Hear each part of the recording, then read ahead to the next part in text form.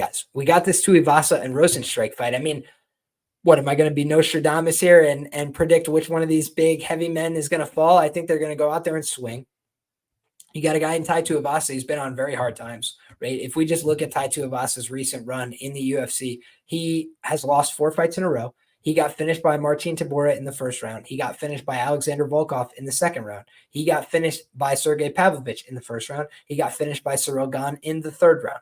And the common denominator in those fights is it got worse and worse. His peak of significant strikes over that time period was 29 against Cyril Gane. He landed a knockdown and 29 significant strikes, but he was still finished in the third round. And honestly, it looked like he was starting to just quit a little bit down the stretch in that fight. He went out there and slugged it out while he had cardio, but his cardio was falling apart as he ate more body shots, and he just didn't want to be there anymore. Then you look at the Sergey Pavlovich fight. He was knocked down twice in the opening frame. He absorbed 23 significant strikes, landed just 2 of his own before getting cleaned up. I believe I bet Sergey Pavlovich in that fight. I have to go back and look. But, not a great look for Tuivasa there. Then he goes out there against Volkov, guys, and concerning on a number of different levels. Why? He absorbed 93 significant strikes in a fight that did not go 2 rounds. He got submitted ultimately in the fight to lose the bout against an Alexander Volkov who hadn't submitted somebody in a long time. And on top of that, Volkov went out there and knocked him down as well. So he's been knocked down in 3 of his last 4 fights, and he's been knocked down 4 times in his last 4 fights. So a couple of big red flags on the Tai Tuivasa side. Moreover, guys, the things that were really scary for me looking at the Tai Tuivasa side heading into the Marcin Tybura matchup, Marcin Tybura is going to go out there and try and wrestle and grapple with you. And we saw that Tai Tuivasa is a guy that his knee has given him problems throughout his career. It's prevented him from developing any semblance of a developed wrestling or grappling game. And so guys like Sergey Spivak, guys like Marcin Tybura, they've abused him. They've taken him to the ground. And his chin was always his calling card, right? Go out there, have this crazy scrap, put my chin on the line. And, if I don't get taken down, it's a 50-50 fight at worst. I'm going to bang on with anybody. I'm a banger from West Sydney. I'll bang on with anybody, right? And he is from West Sydney, right? He's a guy, he's going to be representing the local area. They really love and represent for this guy. But he hasn't won, I don't think, since 2018, if my memory serves, in Australia. He's a guy that struggled his last 3 times out there. He's been fighting good, high-quality heavyweights, and he's been getting smoked. It hasn't always been very close. He hasn't landed more than 29 significant strikes. And now you're looking at a guy, he just got choked out after absorbing a lot of significant damage on the ground against Marcin Tybura. And he was drinking brews at the WWE like 2 weeks before that fight. And for me, that just didn't scream serious, committed cage fighter who wants to be a world champion, right? It screamed to me, guy who's kind of a little bit past it, right? In terms of his aspirations for being the best. I think he's been taught a lesson by the game. Hey, I'm not the best, but I'm a fun guy. I go out there, I'll drink a shoey, I'll have some fun. I had said a long time ago, if you look at I have a tweet about this, right? If you look at Liam Pick's fights overranked, you could look that up, right? And I had said, who's the most overranked guy in each division? Because, for a long time, Wonder Boy was severely overranked at welterweight. You guys can go argue with your dog if you disagree, but you can go back and look, and he just hadn't been beating guys recently. He lost a bunch of fights, and he was still ranked at the top of the division. Since then, he's gotten a handful of wins, I think. But in any case, that was something that had sparked a conversation for me. And I had listed Tai Tuivasa as one of the top overranked fighters in the UFC. He's like in the top 5 of the heavyweight division. The guy can't wrestle or grapple a lick, and he's like a 50-50 striker on the feet. So that's just not a guy who's built for top 5 competition. And what happened? He fought the top 5 guys. He got his ass whooped every time, and now he's back here.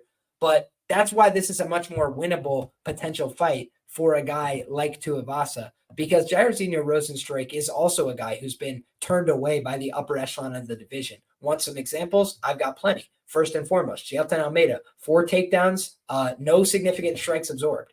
1 takedown is what I meant to say. 4 significant strikes, 1 submission attempt, fights over it in the very first round, made it look clinical and easy against Jairzinho Rozenstruik. Shamil Gaziev was literally running headfirst into the cage. So I don't know how much credit we want to give Jairzinho there. Certainly he went out there and did his job, landed 127 significant strikes as a heavyweight, which is no easy feat. But ultimately, Gaziev just did not look to be like the real deal Holyfield. He knocked out Chris Daukaus, but Daukaus is undersized in the heavyweight division, and I don't believe he's ever beaten a gentleman of color. That has been the setback for Mr. Daukaus throughout his career. So take that for whatever it's worth. It's been a reality. You could go through and look at his topology. And then you look at the Jairzinho Rozenstruik and Alexander Volkov fight. And it's another fight where, number one, Volkov looked like he was 2 weight classes above him, which is crazy, right? Because Volkov's obviously huge, but he literally was like towering over the guy. It looked like Jairzinho was a light heavyweight, and he just got absolutely destroyed. Uppercuts, 21 strikes to 6, never really had a chance. So against top competition, he's not looking like he's got the goods. Then you look at the fight against Curtis Blades, gives up 3 takedowns, landed 18 significant strikes. One of them was good enough to swell up the eye of Curtis Blades, but we've seen Pavlovich, these other guys that are legit top guys, Aspinall, go out there and put down Curtis Blades, finish him in the first round. We didn't see that from this guy. So I think that's another important note against him, right? Jairzinho Rozenstruik against Cyril Gane, he kind of put up a stinker performance there, right? Gane was able to get 2 takedowns. He was able to outland him by more than double the amount of significant strikes. And a lot of it was just Cyril Gane setting the pace and, this guy not wanting to get hit too much. So he poked around with leg kicks from the outside. They both poked around with leg kicks from the outside. 25 minutes ticked off the clock. And I think at the time, Cyril Gane, I could be wrong about this. I have to check. I think he was like minus 160 going into that fight. Let me go check that because I feel like that's true. And if so, it's got to be one of my best bets on the card, on my previous bets, I should say. So looking back, let's see. Jairzinho Rozenstruik. Let's see. Oh, no, Gane was like minus 275, minus 300. So I'm just misremembering that. Who am I thinking of? I can't remember. But I feel like he was lined very close one time and got embarrassed. Maybe it's the Volkov fight where Volkov was like minus 160 or something like that. But in any case, guys, we can move back to the conversation at hand, right? Which is what happened in that fight. He ends up getting beat over the course of a 5-round decision.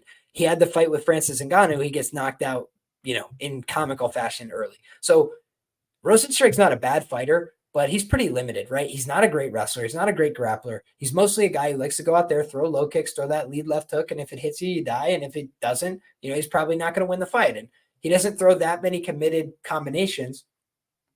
I guess he was a little more active with his combos in his last fight, but I think that it's a spot where you don't know what to expect from Tuivasa, right? Our guy Glenbot in the chat says, is Tai retirement live? Absolutely.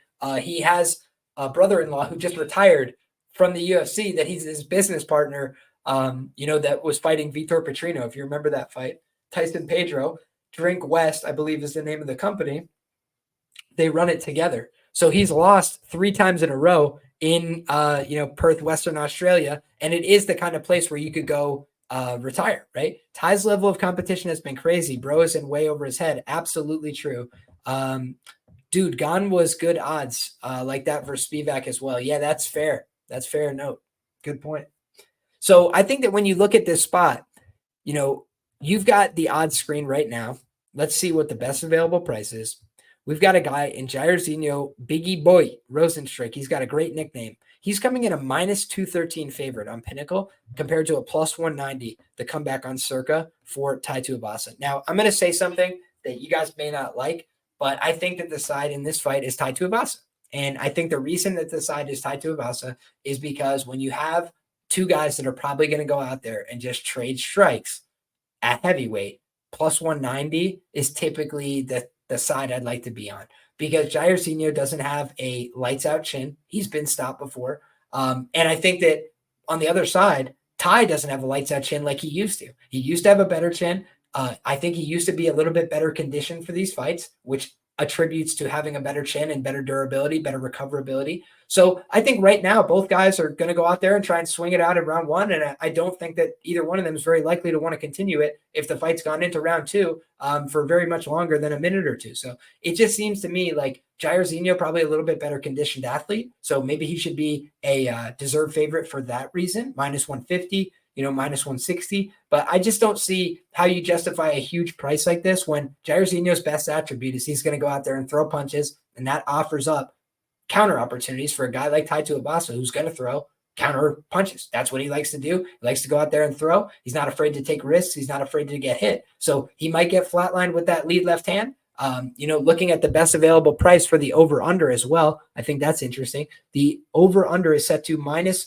180 to the under 1.5 rounds here. So again, they're favoring this fight to end quickly. If it's going to be a quick, explosive fight where somebody gets finished and it's not via submission, right? It's, this isn't somebody who's got a huge grappling advantage over him, then it's probably going to be Tai Tuivasa and this guy swinging it out in the pocket. And at plus 190, those are the kind of spots where I look to back Tai Tuivasa. I'll tell you guys, where I do well and where I do poorly, but I bet 5 units on Tai Tuivasa plus 170 against Derek Lewis. I made a lot of coin on that fight. And I also bet Tai Tuivasa against Cyril Gane, which he knocked him down. And everybody told me before that fight I was a fool for playing it. And meanwhile, he went out there and dropped him, one of the only guys to do that to Cyril Gane. So I thought that he actually showed some promise there. I also bet the fight not to go the distance there. So I didn't lose a big chunk of change, right? I thought somebody was going to get finished. And it was only minus 250 for Tuivasa and Gane fight not to go the distance. Just insanity, right? Tuivasa's not fighting for 5 rounds. What are you guys, high? And then meanwhile, I also took Gane via submission in that fight with Tuivasa, which I think was free 99 if he wanted it. And unfortunately, he ended up beating him up on the feet to punish Tai Tuivasa for ever landing something meaningful. But I think that Mbe pointed out, Rozenstruik alluded to using wrestling recently. I mean, it would be foolish not to. Tai Tuivasa has no knees, right? So it doesn't seem like he can wrestle very effectively. And once he gets to the ground, the decision-making goes out the window. He's still tough, but just the skill is really not there. It's not what you want to see from a guy of this level. And back in the day, he would get taken down, but he would work up 9 times against Sergey Spivak. He can't do that anymore. So it's like now he gets taken down and it's like wraps, right? He just goes to turtle, guy takes his back. It looks like a disaster. Or in the case of Volkov, he just mounts him right away. And Volkov's a decent grappler, but I mean, please be serious. Like he got instant tap by Tom Aspinall and taken down in lickety split time. So I don't think that he's, the greatest grappler we've ever seen in the heavyweight division or something, right? He got taken out 1 million times by Curtis as well. So, man, I'm just looking at these fights for Jairzinho, and he's a good fighter. He's a guy that's been tough to knock down ultimately in the UFC. That, I think, plays into his favor here against Tai Tuivasa.